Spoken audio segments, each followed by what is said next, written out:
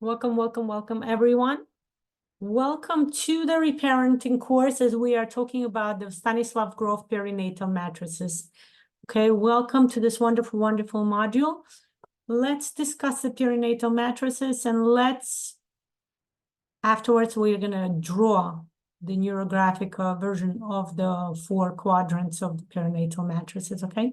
I'm going to share my screen with you, and I would love for you to join me in this wonderful theory session as we explore Stanislav Grof's findings into how the fetus, how the development of the child goes before it's interesting to know that before Stanislav Grof's finding, what was so revolutionary about what he discussed and what he found out, what he brought out, the knowledge that he brought about the perinatal development, is that before that, whenever we talked about the development of a human being, we always discussed the development that goes before, after the child is born. It's always, I am a child development specialist, and for 20 years, I am an early childhood educator, special education teacher. I was a bilingual educator. So I studied all the early childhood theories of development. And it's interesting, they all start from birth. What happened with Stanislav Grof, when he came, he said, actually, the development of the child starts before growth, before birth, before the child appears out of the womb. It actually starts in the womb. And that's very interesting. That's what, it was I like to call it another Big Bang theory, right? It was another blue, people were like, wow, how amazing is that? What a great theory, right? And that's where we come in. I would like to show you, discuss a comprehensive way of understanding what Stanislav Grof talked about when he talked about the perinatal matrices. The development of the human being starts before the birth. The development starts in the womb. Okay, let me share my wonderful perinatal matrices by Stanislav Grof. Okay, Stanislav Grof is a Czechoslovakian Czech psychologist. He developed the theory in 1975. He's known, actually, he's very famous for the perinatal matrices, but even more so for the practice called holotropic breathing that he developed based on this theory. Okay. So you can see the books he wrote. Welcome. He has a lot of books he wrote. It's absolutely amazing.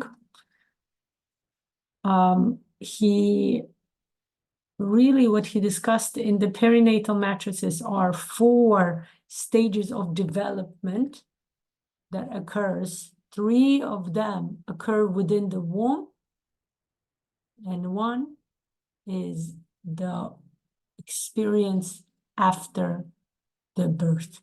Okay, and we're going to talk about the actual physical, biological kind of shaping and events taking, what's happening on a biological level, and of course we will discuss the psychological level, symbolic level as well. So why is it important for us to learn about Stanislav Grof? His theory of perinatal matrices is that it's interesting to learn about each individual perinatal matrix, okay? Because that will help us to understand when we understand what happens during each stage of development of the child, of the fetus development within the womb, we can better understand, we can further enhance the quality of life. We can further enhance the understanding of how we can improve or we can bring about various practices, and we can pinpoint which stage do we need to work with ourselves to improve the stage itself back then regressively, as well as to improve our present life. Okay, it's important to note that every unfinished or negatively valued life process kind of traps within itself important potential and energy. So that's why it's so important. The various therapeutic practices, various therapeutic reappraisals are very important, because that individualization process of the human being will go further. Perinatal matrices are essential because they emerge when one goes below the surface into the depths of the unconscious.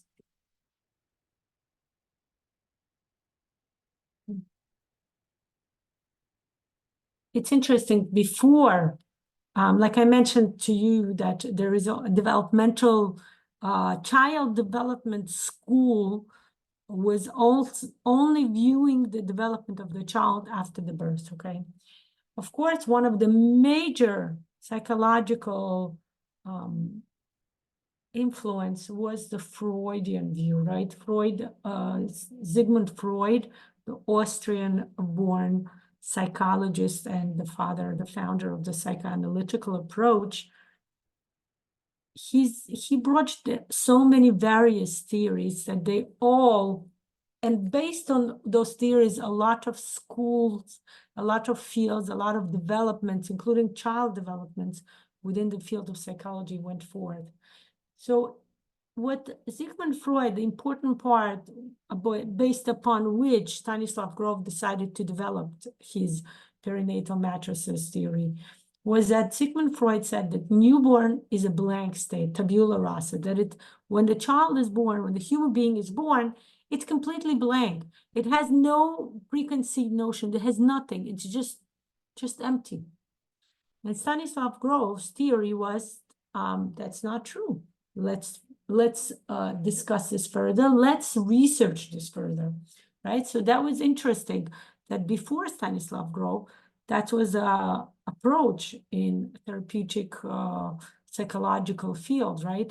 That there's nothing to deal with before birth, because the human beings start accumulating all the impressions only after birth. And that's an interesting part, because what Stanislav Grof brought forward, one of the major ideas about birth, is that birth by itself is one of the most psychological trauma any human being experiences. Every and any human being will experience trauma that occurs during birth. Okay, so it's interesting, okay? It's interesting that every major psychological theory always starts with what Freud brought forward, and then they either refute it or they support it. Many modern day psychologists and psychological theories actually, of course, refute Freudian view, but Sigmund Freud is quite controversial by itself. So there is a lot of room for further research and further support or refuting. So it's interesting, right? According to Freud, childbirth experience would be useless. It doesn't matter, because the human being accrues psychological, so to say, memory and accumulation, impression, so to say, only after birth. And this is what we're going to see, what Stanislav Grof has to say about that. So if we look at the birth, right, because what I personally see the perinatal matrices as not just birth, because birth is really between the third and the fourth stage. But if we look at the way, if we look at the medical point of view, right, the medical point of view about birth, this is what it says here, birth in the gynecological sense, is that birth can last 45 minutes, 2 hours, 15 hours. It can even last as much as 40 hours. It can even last 3 days, right? In most dramatic cases, the child may die in the birth canal and must be resuscitated. Okay, so that's the whole idea about once the birth process starts, the doctors are usually quite aware of the limitation of time, the fact that the baby needs to be coming out of the womb within a specific period of time in order for it to survive, for optimal development of that human being, okay? Because a lot of times if, I mean, you're welcome to read more about it. I'm not a medical expert, not at all, I would even say.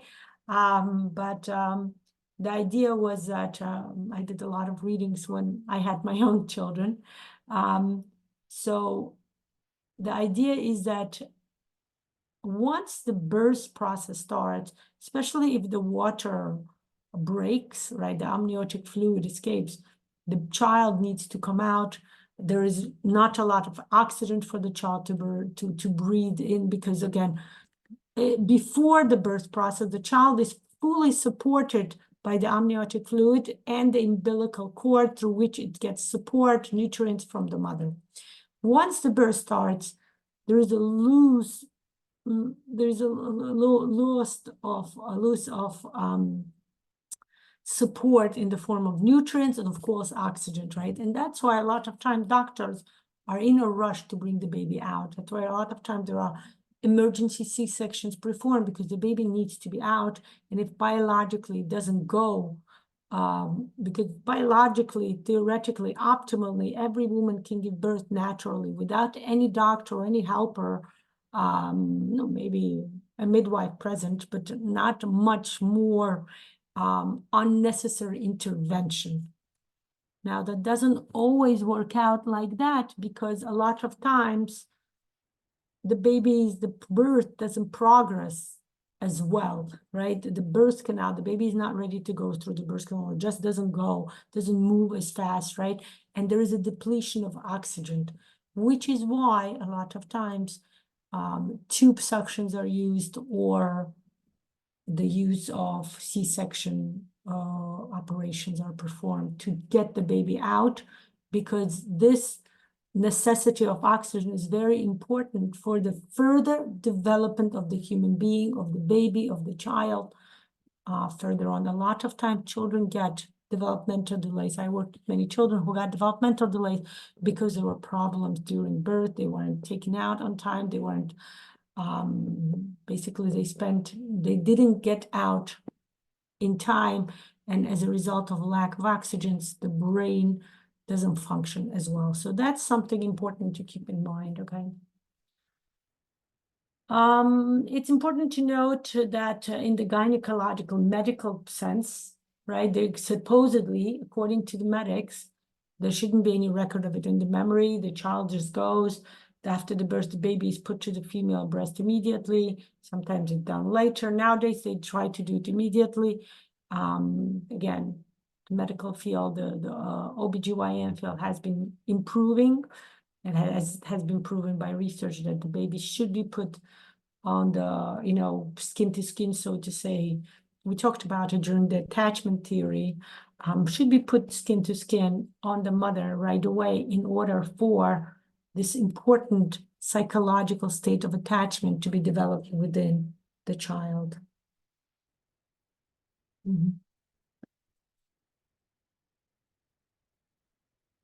Okay, let's go further. Now let's discuss what Stanislav Grof actually said.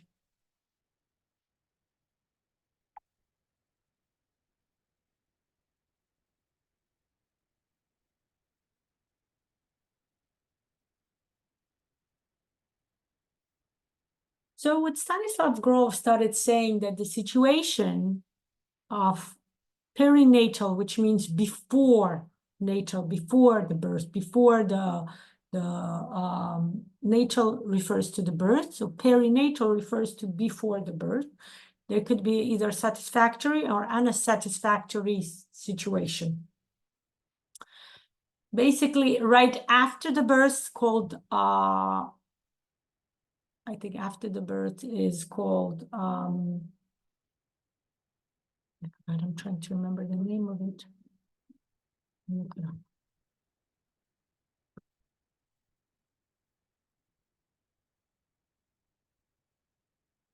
Oh, postnatal. There you go, right? I'm like trying to remember.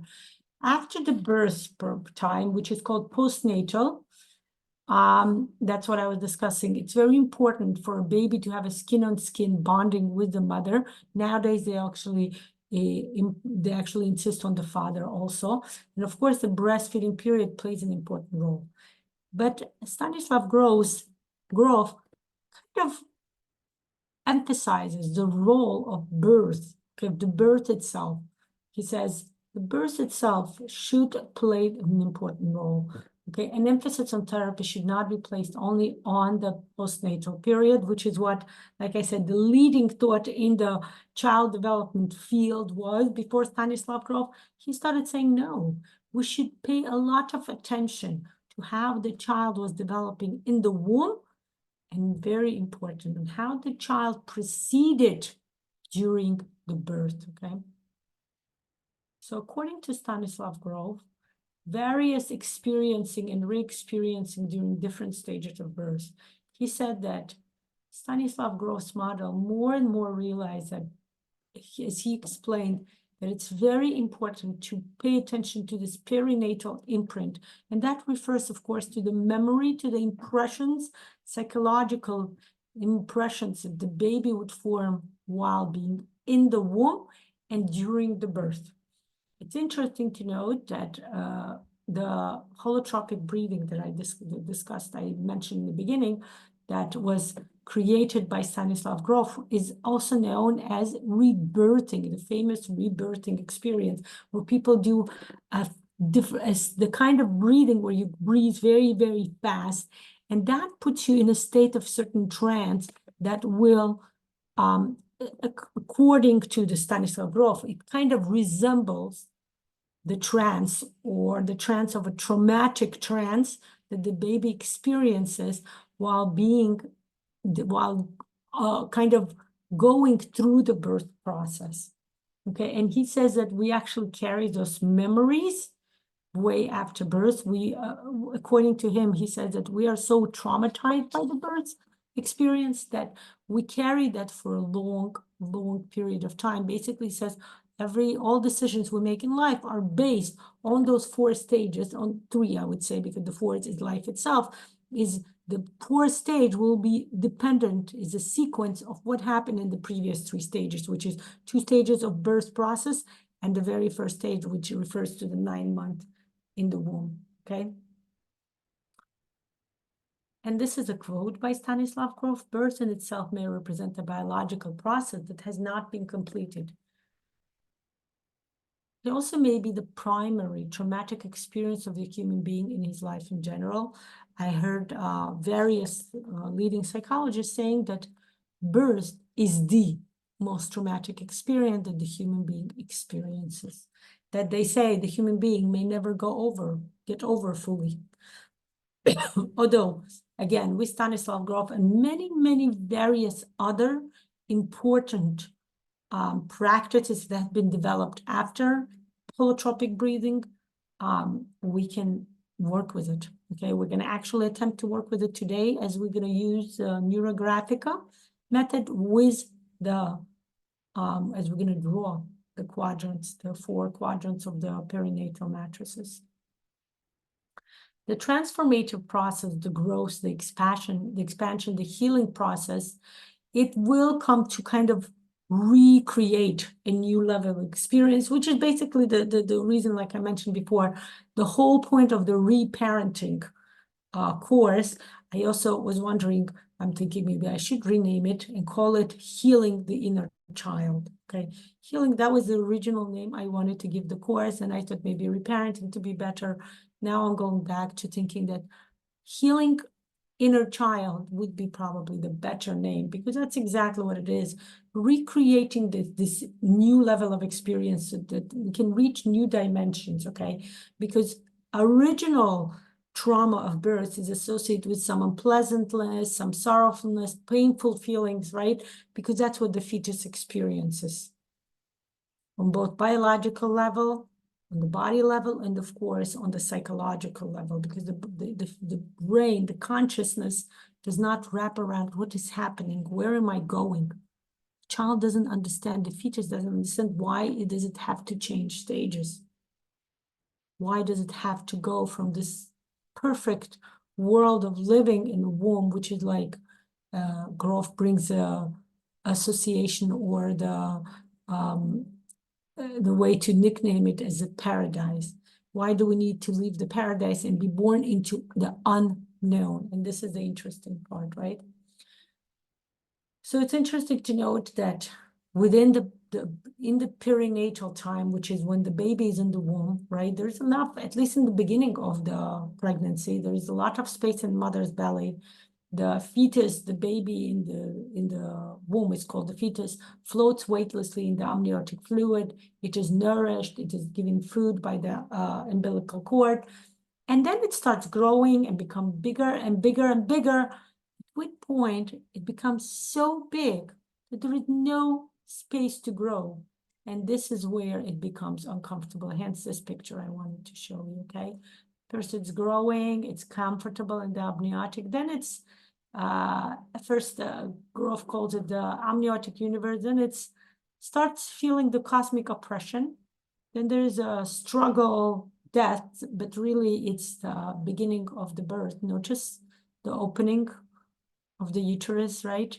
And then in a way, it's experiencing of the death of the uterus, right? But then it's a rebirth for the baby because the baby starts a new life. It's very symbolic, it's very metaphoric. It's interesting to know that. Let's see what happens here.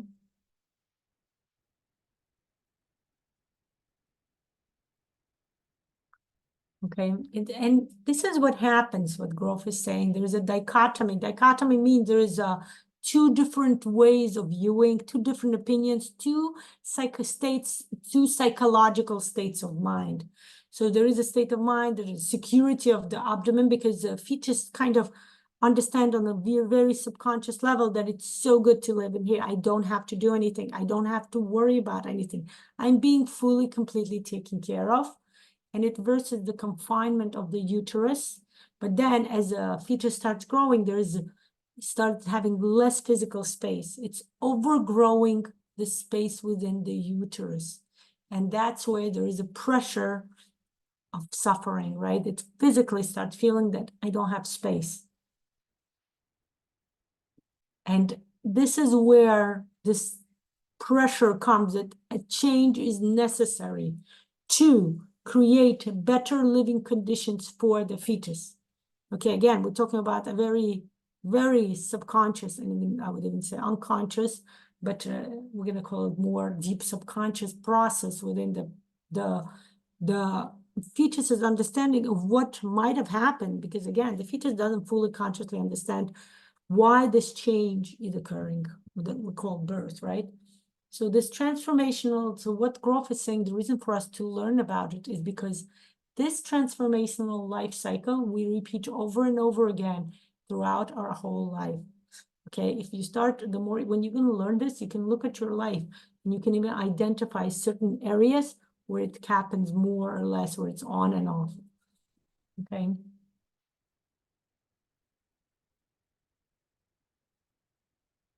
So here it is. We have 4 distinct stages where this is what I was talking about, that a lot of leading psychologists notify that birth as a trauma. They discuss this idea that birth is the most traumatic experience a human being may have. It's also traumatic for women, right? The emotions and body sensations resulting from situations in which the survival and the integrity of the organism was threatened seems to play an essential role in developing various psychopathological forms, a fact that the academic science has not even fully recognized. Okay? Here it is. You see birth of the trauma. Look at this. Previous traumas. Look at the traumas are listed in the roots of the tree. Lack of communication, maternal, infant damage, difficulty, pregnancy, cruel language, stillbirth, poor care, previous trauma, emergent situation, medical neglect, a baby in neonatal, medical intervention, lack of information, right? Lack of communication, feeling the loss of control. And this is what we experience as a result of this, we experience in our life. Bonding issues, we talked about it. Attachment theory was based on that. Anxiety, guilt. Am I letting my mother down? insomnia and nightmares, dissociation, panic attacks, depression, shame, PTSD, which stands for post-traumatic stress syndrome, avoidance, flashbacks, physical pain, intrusive thoughts, agitation, irritability, relationship difficulties, hypervigilance, fear, and grief. And that's why one of the most, at least until recently, one of the most effective way to deal with birth trauma was considered to be regression. Like I said, Stanislav Grof himself developed the holotropic breathing as a form of regression into the birth process. But again, there are many others, many different practices we here in this course will be using in addition to many others, right? We saw different various practices. We will be using we'll be using the NeuroGraphica method, and I'm gonna combine it during the drawing. We will combine it with the bodydynamic phrases and also certain awareness phrases from the Rose method, the Simon Rose method for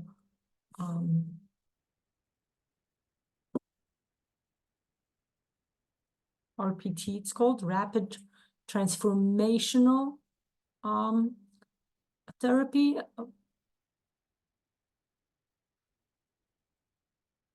But now it's called Simon Rose method. Okay, it's interesting. It's very effective also, and it also deals with this the birth trauma and the trauma even before birth, right? Yeah, RPT stands for Rapid Personal Transformation. It was created by Simon Rose, and now it's called the Rose technique. So we're going to actually combine the three of them to deal with it. But a lot of time, and maybe many of you went through the regression therapy. Okay, it's important to know that the birth phase may not have been natural, planned, or predetermined, and like we mentioned, it may have much more intense imprint on our psyche than the one that happened organically. Okay, so a lot of times regression attempts to heal, to recreate a better controlled environment, to kind of recreate the birth process. We understand that still it would not be fully the same as the organic, as the original birth process. Many observations, multiple observations of many rebirths, it was found that each of the clusters is characterized by specific emotions, specific psychosomatic experiences, okay? It's interesting to note that characteristic symbolic language, and that escapes from the collective unconscious, okay? So that's interesting to know that there are specific patterns that shape us, that are related to birth and are present in all of us. That's very interesting that Stanislav Grof has found. So it's more or less the same experiential qualities. It's a similar psychodynamic control system of the psyche in later life, which kind of emerge cyclically. Cyclically meaning they kind of go in the same sequence. They also start, go through the same stages, finish, and then start again. And again, like I said, after you learn this, you can even look at yourself, and you will notice many interesting ways. You will notice how your life probably also goes in similar sequence, in similar stages. Okay. So let's start learning. The first matrix of birth, okay? The first perinatal matrix is also known as the amniotic universe, okay? We also call it the paradise. This matrix is the phase of advanced pregnancy. And okay, so this matrix is a 9 months of pregnancy. Okay, it's very comprehensive. It's a long period of time. And it starts with the beginning when the fetus just enters the womb. We, in the reparenting course, as you remember, we actually start with the notion that the soul makes an agreement, comes to this world, right, agrees for its for this specific reincarnation, right, for specific experience, and agrees to come, makes an agreement with the parents, agrees with the mother that the mother will be carrying, enters the womb, the egg, right, zygote, meets with semen, with sperm of the father, and they start building an embryo, right? They start multiplying, the embryo forms, the fetus starts kind of compiling, growing, forming, right? And in the beginning, like we mentioned, it's an amniotic universe. The baby lives in the amniotic world. It's amniotic fluid. That's the main environment. It's like the oxygen. It's like the air in which the baby lives, okay? And in this, there have different phases of advanced experiences. The experience within the womb will be either good or the bad. Okay, the fetus will experience positive experiences or negative experiences. There are no middle parts because the fetus sees everything as black and white. It sees everything as, you know, oh my God, this is great, or oh no, my God, this is bad. Am I doing something wrong? Okay, within psychological point of view, this is how everything is impressioned. Everything is seen by the fetus, okay? So the unborn baby floats in the uterus, and based on the brain waves in the theta perceptual phase, okay, if you know the brain waves, those of you in the NeuroGraphic Art, if you took the neuro sketching course, if you didn't, welcome to take it. I talk about this in details, various brain waves and how they relate to NeuroGraphic, specifically how they relate to the neural line. The way we draw a neural line will show us what kind of brain state we're into. This is what we'll learn at the neuro sketching course. Welcome to take it. It is a theta perceptual phase where everything passes kind of unfiltered to us. So everything is raw, okay? Nothing is unfiltered because most of the time nowadays, a lot of times mothers are consciously aware of the fact that they need to be very careful about the experiences they're having while they're mothering, while they're carrying, while they're pregnant and they're carrying a child.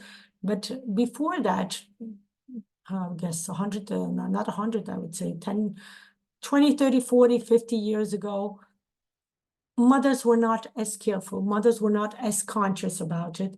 So as a result, a lot of experiences were unfiltered. So the fetus would experience raw states of various psychological states of mind that the mother experiences, her fears, her emotional being, okay? That's an interesting part to understand. But physically speaking, biologically, the unborn baby floats in the uterus first, right? Because there's lots of space. Then as the fetus starts growing rapidly, right? It's in the theta perceptual phase. Remember, we discussed it in the previous session when we drew the mandala. We discussed each month of pregnancy, how the baby grows, how it develops, what's developing during each month of pregnancy, right? And how much the baby grows, right? We know there's a rapid growth between after the fourth, sometimes fifth month, 4.5 months, rapid growth, right? That's why a woman starts showing in her 5th month, right? And everything goes through. It's important to note that in the beginning, right, the theta state is a state of deep relaxation. The brain waves vibrate at 4 to 7 cycles per second. That's very, very slow. Theta state is basically similar to our sleeping state, right? We're very slow. Brain waves are more like kind of passe, you know, more straight, more or not as going up and down as when we are thinking actively. A lot of time, yeah, another way to reach the theta state would be for people to meditate for many, many hours in order to reach the state of full relaxation where your brain is not easily distracted by various thoughts and various distractions. In the absolute mindfulness, the fetus perceives everything, like I mentioned, right? The fetus is in the theta state. It's kind of floating around. So it's kind of not very active, the body-wise, it's not very active. So brain, its psychological state tends to process, to note, to become aware of everything that happens. What is mostly, of course, it's the mother's level of experience, her emotions, her new senses of the immediate environment, of course, the father's faith, voice, the voices of people around, okay? And then the first matrix ends when the fetus grows to such a stage biologically that there is no space to accompany the fetus within the constricted environment of the uterus. Basically, that house is too small, right? They need to find a different environment in which they can grow unrestricted. And of course, first and foremost, it goes to the biological. It's biologically, naturally, body-wise. But of course, we know it always refers to the psychological understanding. We need to grow without restrictions, and that's what life offers us. The way to grow without impending too much pressure. It's important to note, okay, that there are two situations that are distinguished with the phenomenon that we associate with the phenomena of the first matrix: the undisturbed and the troubled intrauterine life, meaning the life within the uterus, life of the fetus in the womb. The undisturbed intrauterine life will bring positive memories of life in the womb, oceanic ecstasy, experience of oneness with the cosmos, right? This kind of spiritual way of connecting to life, connecting to the world. The archetype, of course, of the mother nature, again, going back to the attachment theory, this natural inclination to form attachments with others, visions of heaven and paradise. The idea, the understanding that it does occur. There was a time when it was so, so good for me. And this kind of positive beginning for a human being, okay? And the disturbance of their intrauterine life will bring negative memories of life in the womb that happens on completely, of course, subconscious level, fetal crisis, illnesses, excitement of the mother, twin situations, abortion attempts, right?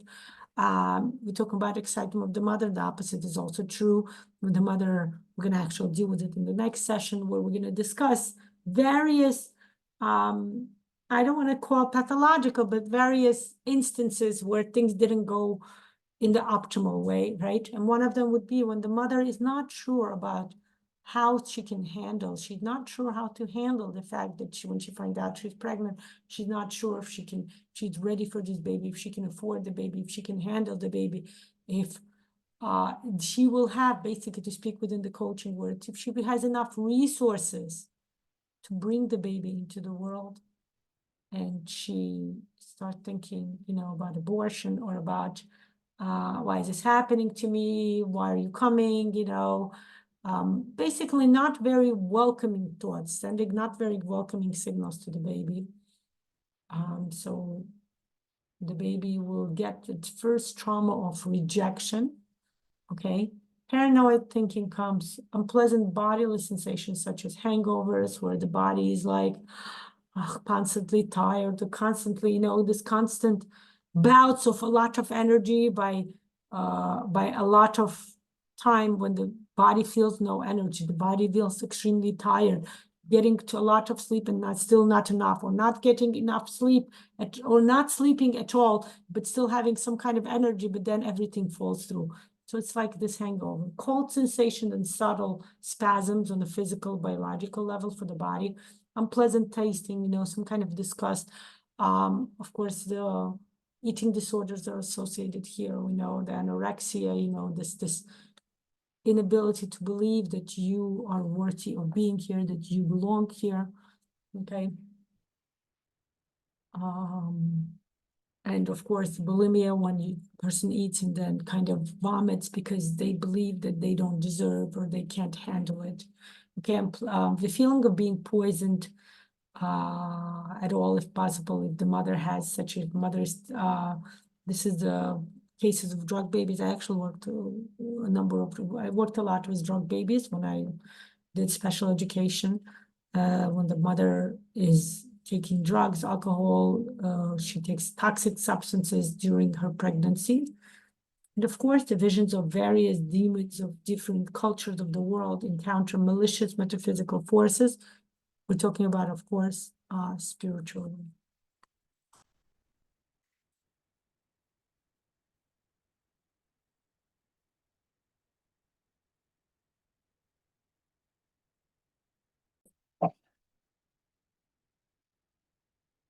So this is what we can see, the quadrant. This is a meta-modern quadrant. Notice that the stage 1 perinatal development, or 9 months of pregnancy. is on this side. It's not over here, but it's rather not on the upper left side, but on the upper right side, because this is according to the meta-modern quadrant philosophy created by Pavel Piskarov, the founder of the NeuroGraphic method. This is how we're going to go through the stages. Stage 1 is perinatal, stage 2 is separation, start of birth, stage 3 is passing through the birth canal, and stage 4 is adaptation. So quadrant 1 is perinatal stage, the 9-month fetus development. It's the beginning of all sensations and emotional attachment that the person develops in life does begin in the first matrix, okay? This matrix develops the attitude toward life. It's the beginning, it's the first kind of taste of the soul that the soul gets in the physical human form. It's this taste of what life, physical life represents. Okay, the fetus take the emotional state of the status of the mother. So if the mother is anxious about her partner, then the fetus will also get anxious about the world. Okay, if the mother feels inadequate and not ready for the baby, the fetus will feel inadequate about the world. It will feel that the world is not ready, the world is not welcoming, the world doesn't want me, the world doesn't need me. If the mother feels like the happiest person in the world, she will pass on that feeling of happiness to the fetus. It's a happiness of being in this world. You can see, you can meet people and you already know how they even treat life, okay? Some people treat life, this is the best experience in the world, and some people treat life as, oh no, what else is coming up? What else do I have to deal with? Life is such a nuisance. This is the first that does come as a result of this very first impression. Again, what else happens during the first quadrant, the 9 months of fetus development psychologically? The most basic, the most intrinsic feeling the person gets from starting in this life. This stage is a paradise, we called it. The fetus is living in the paradise. In the Bible, this is the passage of the human being being placed in the Garden of Eden.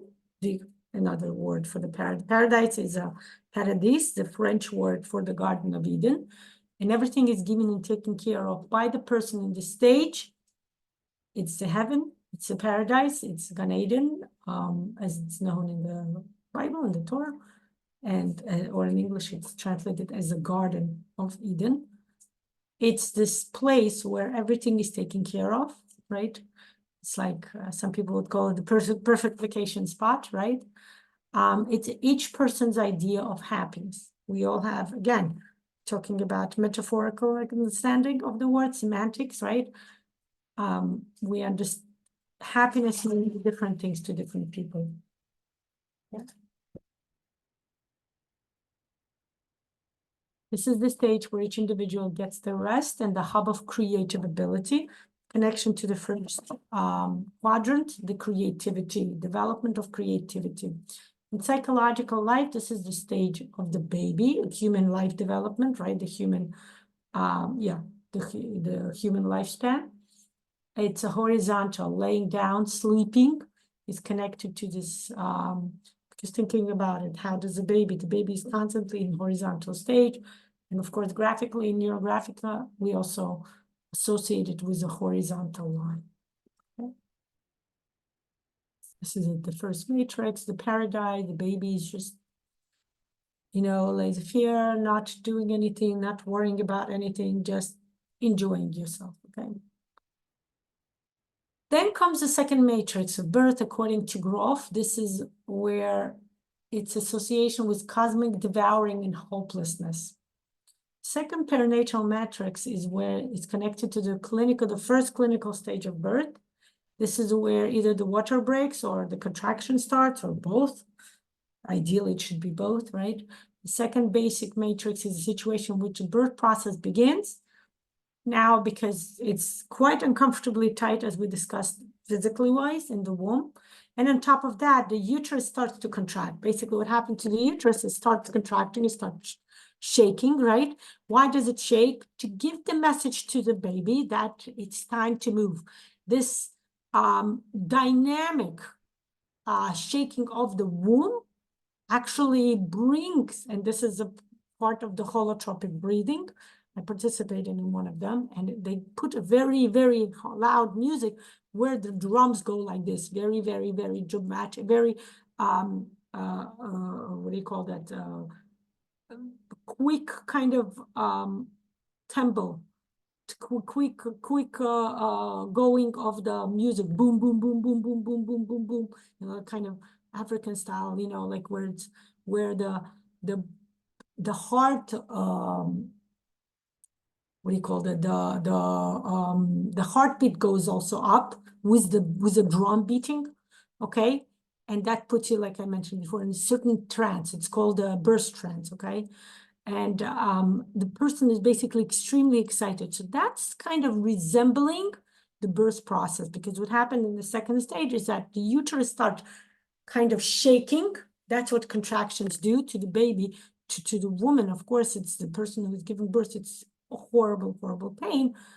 But what it really does to the baby inside, it's feeling as if the walls are shaking, right? I mean, if anybody thought about earthquake, kind of a similar like idea. It's shaking.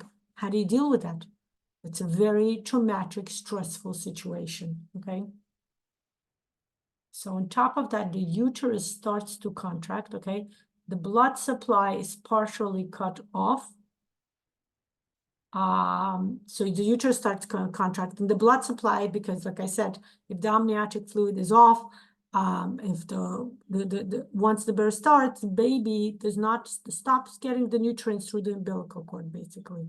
It's kind of a message to the umbilical cord. That's it. You're done with your with your job. That's it. Stop doing it. The baby's coming out. It will start breathing on its own and start finding food on its own, which of course means breastfeeding and all the feeding. The blood supply is partially cut off, creating a suffocation-like feeling in the child.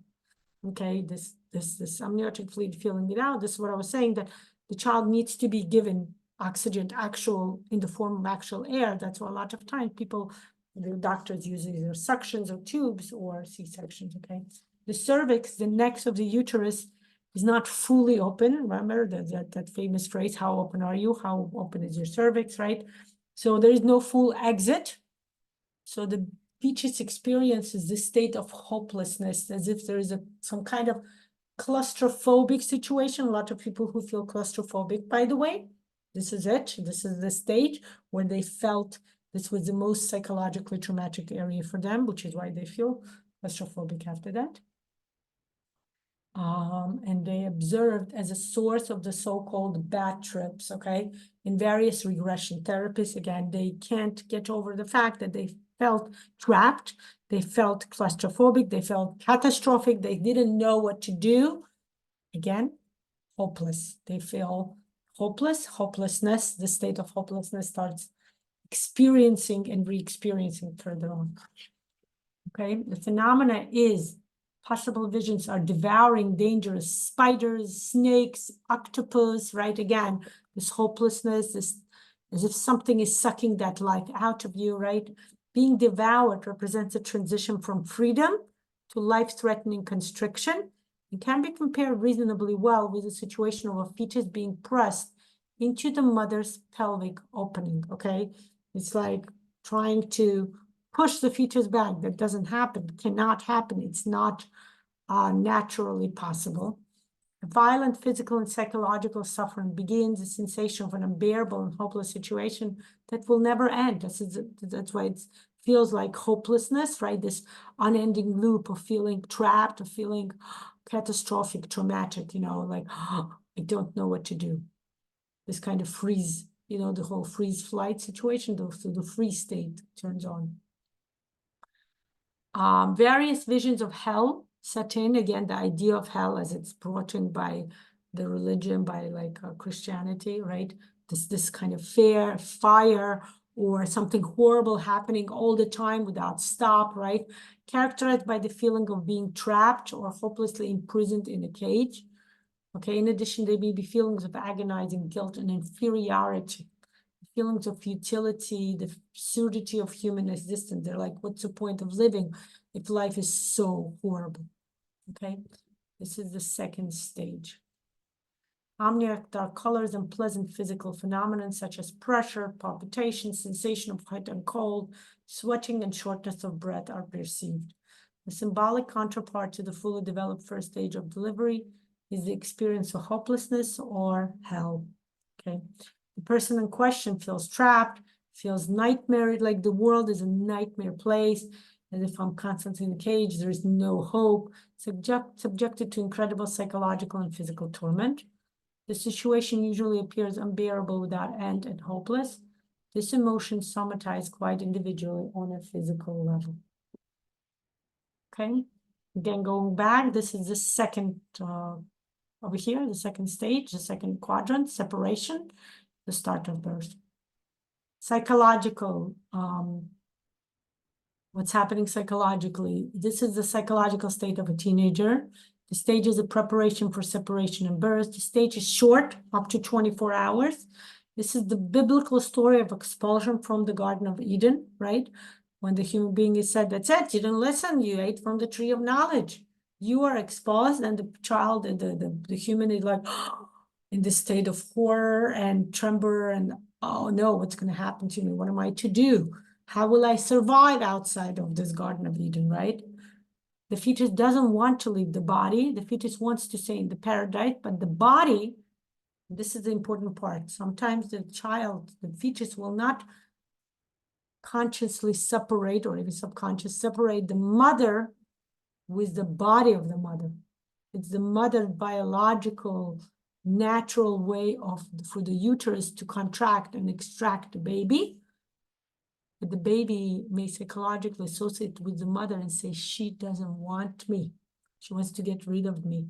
This kind of distrust, which we know is the opposite of the trust that we try to develop, as we discussed in the attachment theory. The distrust develops, says the mother doesn't want me, the world doesn't want me, the world doesn't need me, trying to get rid of me. And of course, the bodily impulses of the mother's body, right? The carrier, the contractions, opening of the birth canal, making the way for the child to leave. But again, psychologically, the child may be ready, and psychologically, the child may say, oh my God, what's happening? I'm being kicked out, I'm being killed, I'm being expelled. I don't know what's in the other world. Maybe I will die, right? Most of the time, the fetus does not want to leave the mother's nest, but is forced to do so at this time to move into the real world. This transition occurs in this phase. This is the transition period of the actual birth process, right? Which will happen in stage 3, which is how a person views the transition to a new stage in life, a new job, a new location. Okay, this is the way people will see the attitude toward any new concept in this stage. Okay, probably meet those people, if you tell something new, let's move, let's try something new, they're not so open to new situation. This is the stage where the trauma occurred, right? If they don't want to try new things, if they don't want to move, they try new experiencing, they prefer this kind of idea that everything should stay the same, things should only go according in the same schedule. This is where the trauma occurred. This is the stage. For most people, this stage is forced, although some people do move on readily and consciously.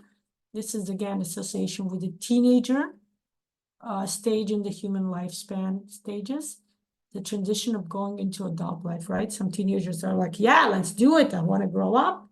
I'm ready to get a job. And some teenagers is like, do I have to move my room? Do I have to clean up my room? Do I have to learn how to do my own laundry? Do I have to move out into college? I want to stay at home, right? A lot of people do that, right? Okay, graphically, the neural line-wise, this stage is diagonal, right? Going diagonally from lower left to upper right, or from lower right to upper left. Most of the time it's from lower left to upper right is to increasing something. From upper left to lower right is decreasing something, okay? It's going up and down in diagonal way, similar to neurographical lines. This is a significance. That's why we are significant. The significance of the neurographical line as a transformation of the transition of a person.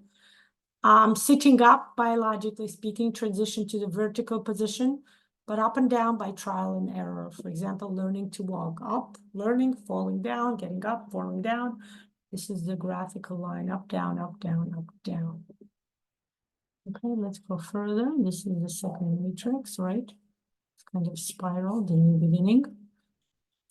So the third perinatal matrix is associated with a struggle before death, because the child doesn't know what's happening. It thinks it's dying, something happening, but really it's signifying rebirthing, the new birth, the life outside of the womb, right? This is connected to the second clinical stage of birth, if we're talking medically wise, biologically wise, okay? In this matrix, the uterine contractions continue, they grow longer, the cervix dilates, it opens further up. And the arduous process of propelling through the birth canal, okay, it's an actual physical, a baby has to physically actually work to go through the birth canal. Tremendous struggle for survival. The baby's like, oh my God, I'm crawling, I need to do this. They need to move with their head, with their shoulders, right? Massing mechanical pressure, the contraction, the uterus is beating down on me. But when the contraction happens while the uterus is beating, is when the cervix dilates, opens up more. That's when I should be propelling forward, right? But it also, there is a lot of pressure. Again, physical body pressure. There is no oxygen. So survival pressure, imminent suffocation, right? There's no oxygen. I need to come out in order for me to survive. So this shows how the person deals with challenges. Okay, the previous stage dealt how the person deals with new ideas, new beginnings, something new being offered. What does it agree? Does it want to? Or it's like, oh, no, I would rather stay the way I am. Over here is the way challenges are given. What are you doing? Do you give up, or do you start? Do you kind of freeze? Or are you flighting? Are you going through? Are you kind of saying, yeah, I'm on, I'm going to deal with the situation, I can do it, I can overcome it? Association with extreme increasing fear, pain, and pressure, and they can be kind of sexual energy also generated by suffocation. This is the stage for, again, sexual images, perception association, right? This inability to deal with challenges is also associated with certain way a person views sexual energy or avoidance of it. So the phenomenon here begins with intensifying suffering into cosmic dimension with possible sensation of pleasure and pain, again, association with sex. A lot of pleasure, or is it something painful, something horrible, something shameful, right? Visual, bright colors, explosions, fireworks can manifest before the inner eye. Visions of wild adventures, exploration of dangerous terrains, death, rebirth experiences. Roller coaster experiences is all associated here. This is where the person wants to re-experience kind of, or if it's now watching horror movies, remember it's stage 2. Over here, this stage is going in cycles, roller coasters. You know how kids like to go through the various tubes and tunnels? They even have those. I remember going with my kids where you go climb up and then you go down the tunnel, the tube, down the chutes, right? In any kids park, what do they have? Let's go down the, what do you call that? Yeah, down the tube, down the mountain, so to say, going through it, especially if it's a closed tube. This is it. This is re-experiencing the necessity to re-experience and fully optimize, learn how to go over the challenge of passing through the birth canal, okay? It's very interesting. Physically, there may be intense reactions such as pressure, pains, impending suffocation, muscle tension, all discharge in a tremor and twitch-like manner. Nausea, vomiting are possible for the third matrix, people who are kind of prone to, if again, connected to the eating disorders, violent sensations of, so if the second stage is more associations with anorexia, if we're talking about eating disorders, this stage is an association with bulimia, where you eat and then throw up. Second stage is not eating at all, just not allowing food to come into you at all. The violent sensations of heat and cold, like this inability to balance out inner temperature within, constant or overly sweating, heart trouble, and other stuff, okay? This is the third stage, the third quadrant.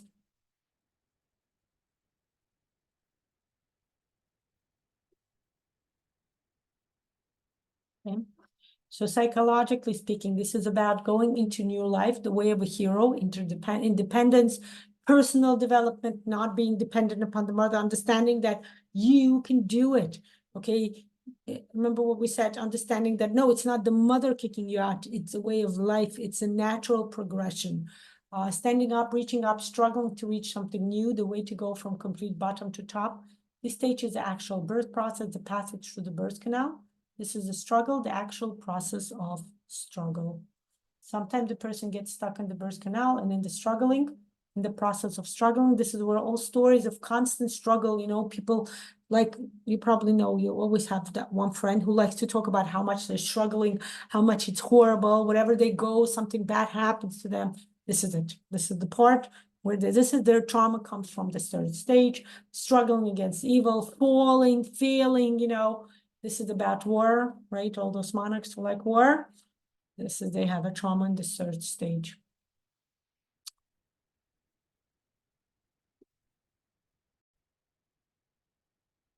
Also with this stage, the association with trying to grow to a new higher level and high anxiety level, you know, people like that, that's association to trauma at this stage.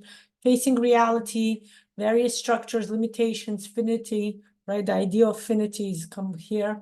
The desire to face horrors and the struggle, going through the stage again, okay, to get a better experience, more successful, which is what I was saying about this need for many people to go on the roller coaster. Closed spaces, crawling tubes for kids and the teenagers also, right? Don't enjoy about that as much because they already have enough challenges in their reality that they try to overcome. This is this is the representation of this vertical line, right? All the vertical growth drawings, the neuro tree, the quality of life, all those algorithms is about this stage. Okay, notice here. The baby's like, oh, how do I deal with new challenges? And of course, the last matrix is association with the death. Oh my God, what is happening? Am I dying? Is this death? But really, we know this is connection to the subsequent rebirth, connection to the new birth, the new world, so to say, right? Remember when originally Columbus found what he thought back then was India, but really it was America. What they called it was the new world, right? That's the idea, the fourth birth matrix, the actual arrival in the world, sudden relief and relaxation. The two last matrices are separated from each other by ego death experience, okay? Because the ego experiences death, because it's like, that's it, I'm dying. But then it's a rebirthing because it's getting new again, okay?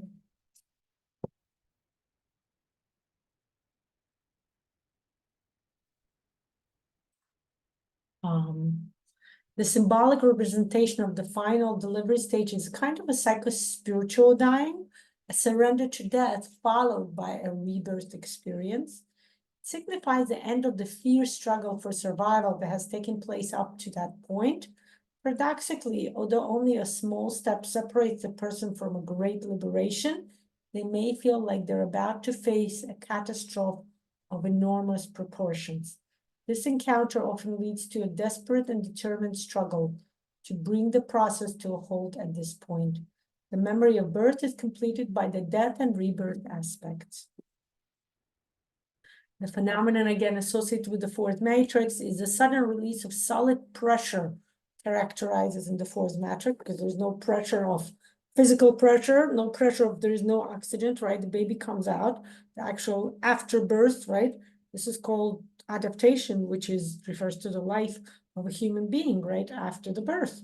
The client feels an expansion of space, visions of gigantic holes, radiant light, beautiful colors, sky blue, golden, rainbow, peacock feathers, association, accompanied by epiphanic or enlightening ecstasy, right? When we talk about ecstasy, this is what happens. It's association with the fourth quadrant, this physical association with heaven, ecstasy again, orgasmic experience kind of set. The desire for a simple life dominates the feeling of rebirth and redemption. Often there is an intensification of sensory impressions, feelings of brotherhood, humanitarian and charitable inclinations. Physically, there may be a transition to elements of the first perinatal basic matrix, meaning the first stage. Pleasant feelings may be interrupted by crisis in the cutting of the umbilical cord. Again, it's something new, something like you're used to getting something from that cord, but then it stops, which stabbing pains may indicate at the navel, as well as by the cessation of breathing, fears of death and castration, changes in the position of the body, but there is no longer any pressure from the outside, as we mentioned before, for lack of oxygen or physical space, or the uterus contracting as well, right? This is adaptation. Here we go, the last quadrant. Psychological association, realistic paradise, reality. Paradise, if the previous one, the paradise, but it wasn't so realistic because there's no way for us to just live the same life as the uterus, the baby, the fetus in the uterus. No, but this is realistic. This is reaching your goal, happiness, gaining something, realistic paradise, flying up high, floating up in the air, postnatal period, a few hours after the birth, the way the newborn reacts to life processes, air, breathing, eyesight, eye hearing, sounds, crying, skin tone, right? This is what's measured was when the baby is born, actually the first 10 minutes, and then 1 hour after birth, twice they measured. To understand the 5 senses of human sensations, right? How the baby experienced touching, hopefully skin to skin with the mother, with the father, breastfeeding, right? Feeling and development in the world. This is the way a person reacts when reaching the goals set in stage 3. Sometimes a person gets stuck in stage 3 and doesn't know how to react when reaching stage 4. This is again, workaholics, they don't know how to enjoy the reaching of the goal. They're like, wait a minute. Oh, no. I have a new goal I have to reach. No, enjoy this first. They are unable to reach. So this is the trauma of the 4th stage. Whether they can be happy or content, they tend to feel like, oh, I should just create a new challenge for myself. They figure they don't learn to enjoy it first and then move on, then to create a new goal. The reaction may be also that a person never reaches a stage, but rather becomes stuck at stage 3, like I mentioned before, workaholics. They don't know how to reach stage 4. They cannot reach this stage of attainment. Okay. Okay, let's go further, discussing the psychotherapeutic, psychological implication, the further psychological implication of the perinatal matrices. So it's important to start thinking, is it possible?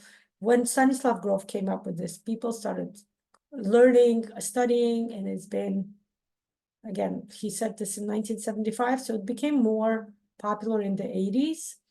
A lot of people went through the holotropic breathing. And of course, more and more psychologists were asking, is it possible to heal the traumas of the perinatal period? Can we rewrite the built-in negative scripts of our life? 80% of people still live with this self-imprinted, this kind of self-fulfilled processes done within deep subconscious way program, right? This program sits in the body, right? It sits within our body, within our muscles. We talk about it in the bodydynamics learning, right? It sits within our conscious, unconscious, subconscious, mentally. Of course, it sits within our emotions. We still react somewhat emotional, right? It's there, right? The trauma is imprinted within one's muscle development, right? The classical approach of psychology may not help here. A person can go, spend many, many years, which is why psychotherapy didn't work. People would go for years and years, and it would bring some changes, but it wouldn't be deep enough changes for a person to fully change their life, okay? So the program does stay within. The program, this self-imprinted, this kind of self-fulfilled prophecy, okay? Then there is a psychotechnology. So what can be done? Like I mentioned before, regression was one of the major ways that came into it, right? immersing yourself in a special trance, holotropic breathing, the different types of various practices came up, RPT, rapid personal transformation work, many, even now, so many various, theta healing, so many various practices come up, all one way or another. Some will talk directly about the perinatal mattress, some will not talk about it, but we know that's still dealing with different stages, right, that the person goes through, right? But the question still remains, can we fully change the script? Can we fully deal with this? Okay, so during this reparenting course, right, this is where we discussed already the period of intrauterine development. That's what we worked in the previous, the working 9 months of pregnancy, preparation for future life.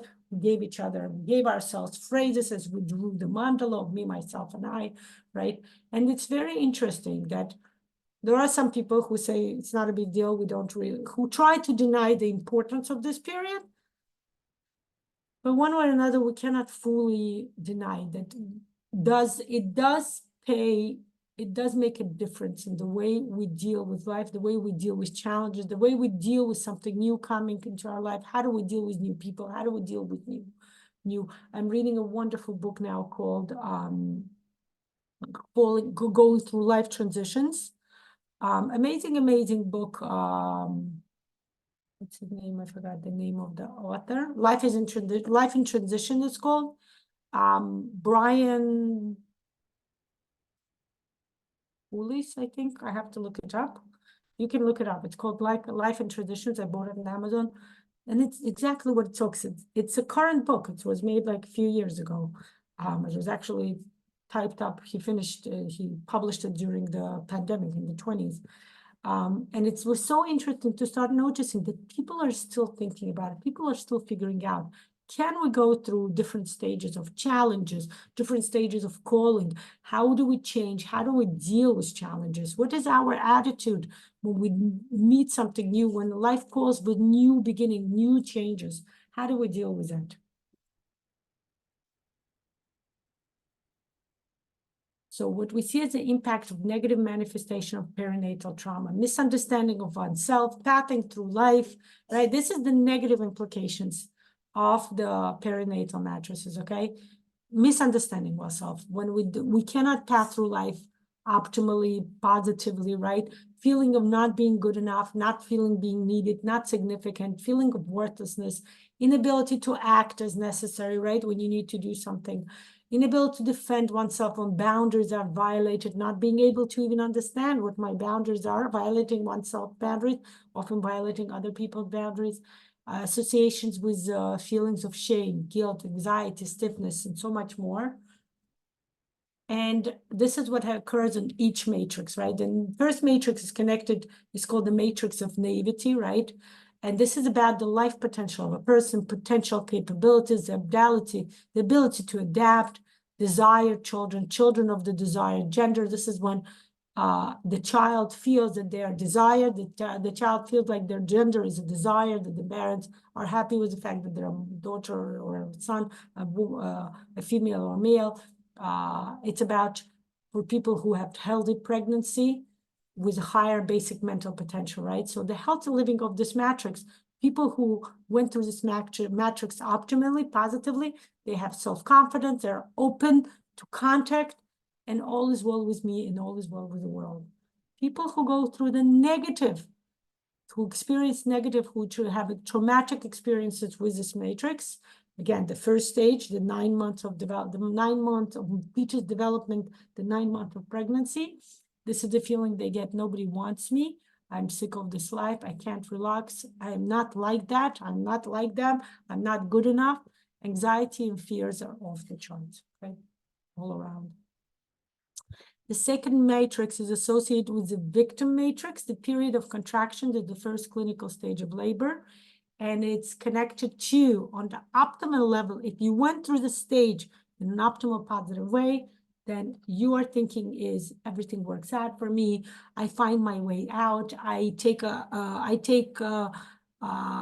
am take advantage of various opportunities given to me. I'm not afraid of difficulties. I can get through crisis easily. I'm ready to take on something new that's given to me. I am a winner in life, stress resistance. When you go through something negative, when this stage is a negatively reacted within, when there is trauma, stress association, this is the feeling that the person goes through, okay?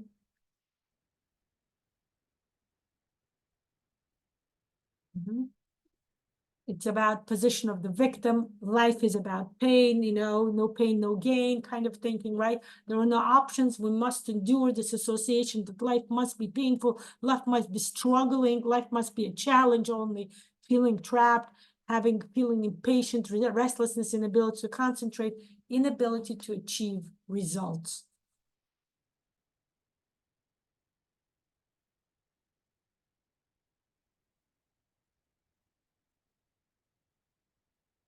The third matrix is connected, it's called the matrix of struggle. It's connected to the second clinical stage of labor. It's actually going, like we mentioned, through the birth canal, right? So a person who went through this optimally, positively, their connection will be determination, mobility, reaction speed. They connect to life, they connect to whatever challenges are given to them, strength of mind, feeling that they have enough resources to deal with whatever is given to them, hard work and high level of endurance. They work hard and they know they can conquer it. They can do this, okay? So who went with negative association with traumatic experience of this stage, they feel timid. They feel like they're unable to stand up for themselves. They have a high bouts of aggressiveness. They feeling that life is a constant struggle, hidden suicidal program, going to extreme, constant depressive state or constant search for adrenaline, this kind of playing with death, kind of Russian roulette kind of thinking. And the fourth matrix is called the matrix of freedom. It's the birth of a child, the actual birth of a human being, the separation from the mother, physical sense. But of course, psychologically, we talked about the attachment, the necessity, the importance of forming bonding with the mother figure. And of course, later on, father figure and other significant adults and even siblings. So that person who, again, when we're talking about, it's not just the rest of life, but the first few hours right after birth, what happened to the baby? How is the baby treated? Was the baby right away given to the mother, or the baby yanked away like they used to do in like about 40 years ago? The baby would be yanked away, the mother would rarely see, and the baby would have the attachment theory not fully formed, right? The attachment bonding. To the babies who were able to form this attachment with the mother, that even though I'm physically separate from the mother is still there for me. She wants to take care of me. She's willing. She loves me. She needs me. She cares for me. She wants me, right? They have healthy self-esteem. They have high level of energy, constant development, love of life, connection to the spirituality, being able to connect the spiritual and the realistic, right? This transcendental connection to life, understanding that life is not just about physical toiling, like we talked about the third stage or workaholic stage. It's not just about new beginning, constantly having to deal with new transitions in life, but there's periods. You have something new, you get used to it, you get connected to it, then you have a new transition, connecting to understanding that there are certain stages in life, there are ladders in life that you grow in life, okay? Negative, when the association with the stage is more traumatic, mother, they yanked me away from mother doesn't want me probably, why am I not with the mother anymore? This kind of psychological perception of what happened. It connected to laziness, apathy. I don't like to use the word laziness, so it's more about apathy, this apathetic connection or attitude of life is like, oh, why bother? Fatigue, low energy, pessimism, distrust of the world, feeling of abandonment and loneliness, feeling of a lack of resources. Okay, so it's very important to connect. I am inviting all of you to come to the reparenting course, to connect to the reparenting course. Welcome to still sign up. You still have time, even though this will be our fourth practical session. You're still welcome to join and welcome to watch the previous sessions and recording and join the class. This is an amazing, amazing way to start connecting to your inner child, connecting, rebirthing yourself through the method of NeuroGraphica, through the method of body dynamics, through the method of RPT, where we're going to say awareness phrases, rebirth yourself with love, care, understanding on a conscious and a more controlled environment. Thank you for joining me for this open session as I gave you the theory and the understanding of Stanislav Grof's perinatal matrices. I'm very happy to welcome you and welcome to watch previous videos or videos I'm going to make. I release videos every week. This week it's 2 videos, as I also released yesterday the Bogoban theory, the understanding of the meta-modern quadrant that I mentioned in this session today also. So welcome to watch more, and welcome, of course, to watch a lot of open drawing videos to get to know the NeuroGraphic method and join the courses that I offer on my website, NeuroGraphicaUSA.com. It's also my name, LanaShalom.com. Thank you, and wishing you to enjoy the rest of your day or night.